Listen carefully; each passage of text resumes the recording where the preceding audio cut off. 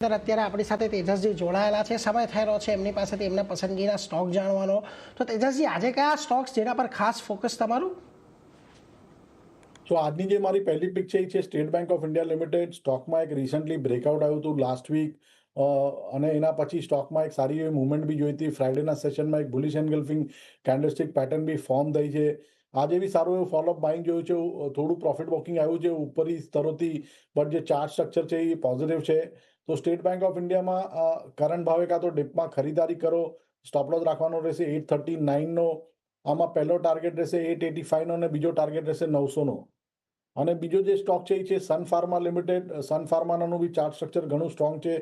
સ્ટોકે recently એક સારી એવી રેલી કરી હતી અને આજે થોડી પ્રોફિટ બુકિંગ આવી રહ્યું છે કાઉન્ટરમાં, બટ શોર્ટ ટર્મ મૂવિંગ એવરેજની ઉપર ટ્રેડ કરી રહ્યો છે સ્ટોક, અને રાઇઝિંગ ચેનલમાં બી ટ્રેડ થઈ રહ્યો છે। એક 10-20 ડેનું મૂવિંગ એવરેજ ક્રોસ ઓવર બી થયું છે। તો આજની જે આ ડીપ છે એમાં બાઇંગ કરવું મને લાગે છે રિસ્ક રિવોર્ડના હિસાબે ફેવરેબલ છે। તો 1600ની નીચે સ્ટોપ લોસ રાખો 1599નો, અને કરંટ ભાવે ખરીદી કરી શકો છો। સ્ટોપ લોસ અને ટાર્ગેટ રહેશે 1680નો અને બીજો ટાર્ગેટ રહેશે 1720નો। એટલે જો અહીંયાથી બે પસંદગી, એક એસબીઆઈ અને બીજો સનફાર્મા। એસબીઆઈની અંદર 839નો સ્ટોપ લોસ, 885 અને 900ના લક્ષ્યાંક, અને સનફાર્માની અંદર 1599નો સ્ટોપ લોસ અને 1680 અને 1720ના લક્ષ્યાંક। એટલે એના પર એક નજર ખાસ કરીને તમારે અહીંયાથી રાખવાની છે। પરંતુ આગળ વધીએ, આજના દિવસે જુઓ સૌથી વધારે ઓઆઈ એક્શન આપણને જ્યાં જોવા મળી રહ્યું છે, નો ડાઉટ મઝગાંવ ડોકનું કાઉન્ટર છે। જે પ્રકારે અહીંયાથી આપણને આખા સેક્ટર માટે એક સારા સમાચાર આવતા દેખાયા છે કે અહીંયાથી હવે શિપિંગને ઇન્ફ્રાસ્ટ્રક્ચરનો દરજ્જો સરકાર દ્વારા આપવામાં આવ્યો છે, કે જેનો એક મોટો ફાયદો આવનારા સમયની અંદર આપણને આ આખા શિપિંગ સેક્ટરને થતો દેખાશે। આમ તો મઝગાંવ ડોક અત્યારે એકમાત્ર શેર એવો છે આ જેને રિપ્રેઝેન્ટ કરે છે વાયદા બજારની અંદર, પરંતુ આજે તો જો તમે કેશ માર્કેટની અંદર જોશો તો કોચિન શિપયાર્ડ છે, ગાર્ડન રીચ છે, કે શિપિંગ કોર્પોરેશન છે, કે જી શિપિંગ છે, આ બધા કેશના કાઉન્ટરમાં પણ એક સારી તેજી જોવા મળી રહી છે।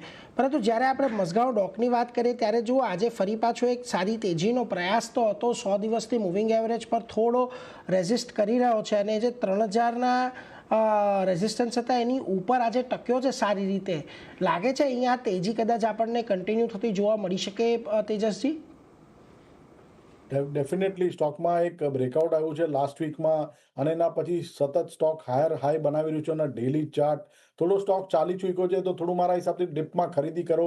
2950 will be ideal level to go long with a positional stop loss below 2800। મને લાગે છે આવનારા દિવસોમાં સ્ટોક 3150નું લેવલ ઇમિડિયેટ બેસિસ પર ટેસ્ટ કરી શકે છે, અને એ લેવલ સરપાસ થાય તો 3300 સુધીના બી ટાર્ગેટ આ સ્ટોકમાં આવી શકાય। સો બાય એન્ડ ડિપ્સની રણનીતિ રાખી શકાય મઝગાંવ ડોકમાં। બાય એન્ડ ડિપ્સની રણનીતિ ખાસ કરીને રાખો। 2950ની આજુબાજુ આવે ત્યારે 2800ના સ્ટોપ લોસથી ખરીદદારી કરી શકાય છે। 3150 અને સરપાસ થાય છે તો 3300 સુધીના લક્ષ્યાંક તમને આવતા જોવા મળશે। એટલે મઝગાંવ ડોક પર એક નજર ખાસ કરીને તમારે રાખવાની છે। પરંતુ એ સાથે તેજસ